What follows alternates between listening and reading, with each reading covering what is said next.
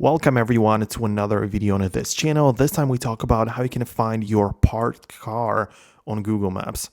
Essentially, it is a feature which is there in the Google Maps, but you need to have it set up before. So let me show you how you can just set it up. The first and kind of easy option is to essentially, where you get outside of your car, you can tap on your dot on your location. So you click on this like blue dot right there.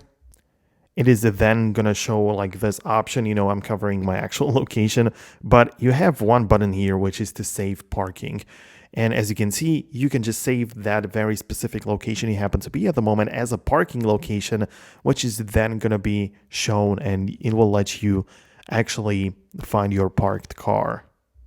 But to be honest, there is an even simpler option to achieve this, and it can be done or set up in the settings. So you can tap on your profile picture right here, actually like this, and then click on the settings right here.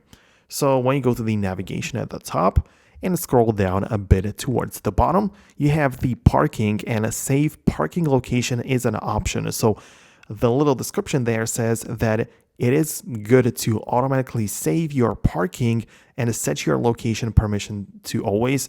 Obviously, I'm just going to get into that, but essentially what you need to do is to make sure you have this turned on, right? And when this like toggle is going to be enabled, when you leave your car, it's going to be automatically set up. But probably you don't have Google Maps constantly open on your device. That's why it needs constant access to your location. So in the settings of Google Maps, you want to make sure that the location is not only set to while using the app or asking next time, it has to be set always for the parked car feature to work. But once you have it set up, if you're happy with this, then the parked car indicator is going to work perfectly. So that's just how it works. Hope you found this video helpful. Hit the thumbs up if you did, subscribe below, and I'm gonna catch you in the future video.